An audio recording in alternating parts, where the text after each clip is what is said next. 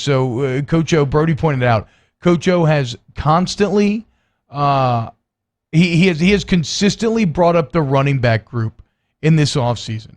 I think there's like 3 or 4 times now where Orgeron has called the running backs the strength of this team. Actually, Musa, do we have a cut with that? I don't know if we do. It doesn't matter if we do or not. But we have multiple there's multiple times this offseason where he called running back strength of this team. What did he say that about last year? He said that about the wide receiver group.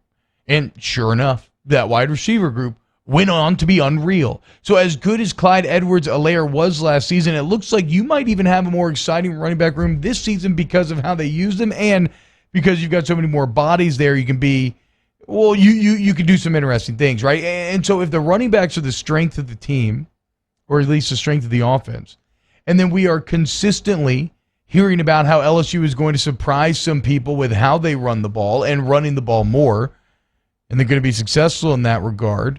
The question becomes, what does that look like? Is that a return to your I formation power toss sort of running, your more traditional pro style attack?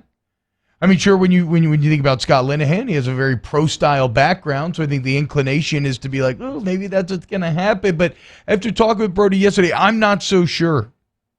At least I would hope that that's not the case. Because when you look around the NFL, when you look around college football, spread doesn't mean necessarily that you just have to throw the ball, right? It's just some different base concepts from which to run whatever you want, right? Brody pointed this out. Think about the Dan Mullen offense. That is a spread offense with a ton of power running concepts.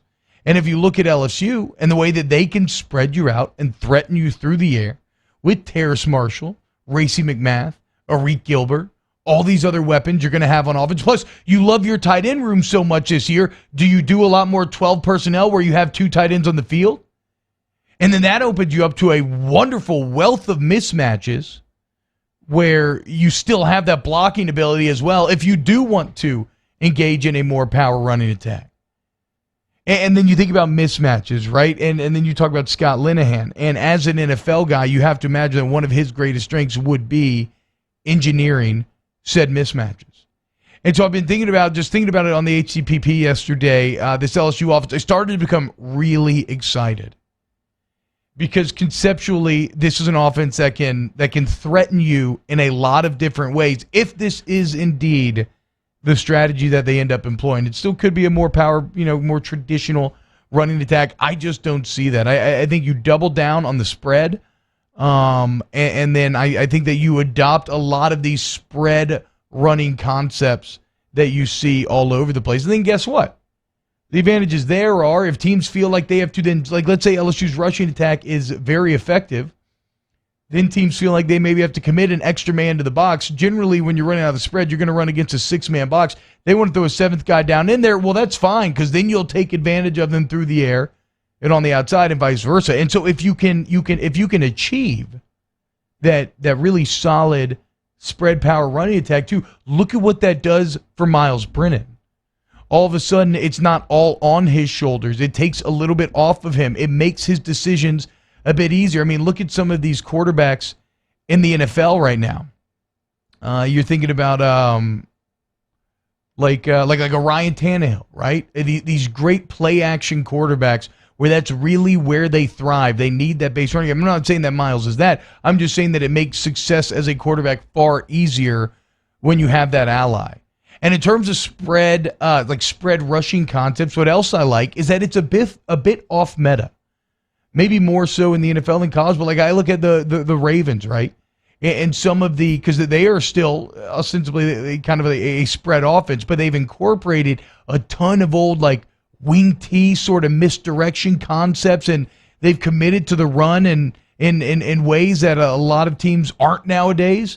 And because it's kind of going against the flow, they create a matchup problem that not a lot have been able to solve. Like, at least as far as the regular season goes, the Ravens look like the best team in the entire NFL. Now, you're not going to have Lamar Jackson in college, right? So you're not going to be able to use those same things. But the point is, I think a lot of LSU fans, when they hear about maybe a rejuvenated rushing attack or that being one of the key parts of this offense, again, I think there's a tendency, or maybe a lot of fans run the risk of kind of falling into despair, of falling into, we're going backwards or going back to this or that. And I'm just here to say that one does not have to equate the other. You can be a better running team. You can put more emphasis on the run game while still doing it out of spread, while still maximizing your quarterback's potential, and while truly, we talked about this for years, but it never truly coalesced until last season, while truly threatening a defense both through the air and on the ground, where it's a true damned if you do, damned if you don't proposition. And I think this team has that potential. And we'll start to get our first looks on this Saturday. And I cannot wait. So coming up next, we'll dive into some NFL talk. We'll get to your favorite college and NFL games over the weekend as well. What do you think? Like, what are your instinctual reactions when you hear that LSU's running backs may be the most talented group on the field and that the rushing attack may have a bigger role to play this year?